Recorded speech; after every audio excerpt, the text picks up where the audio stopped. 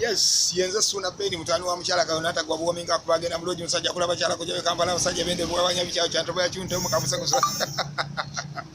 Okuba kukedde fama ready embuti kizi bachali wange mugamba mutya ulikiria nange ndikiria mbanga eliyo nayona kyawo mayandi kati gwanga tulina mu ngalo Suna Beni afukide dala ensonga awadi twagirete ya presenter singa kwegamba abantu ko tubayina mu ttalu naki alamo kakati bulina okutegera bachali bange aleka twafunye ne channel ya fair YouTube kati eno eri official ogenda okusangira dala ebintu bya Suna Beni bene ebyakabi kye tukalakasa obuvulu kye tukoze eki emizira yonna gye gibadde gye tuyikudde endongo eri emenya amateeka eri gye tukunda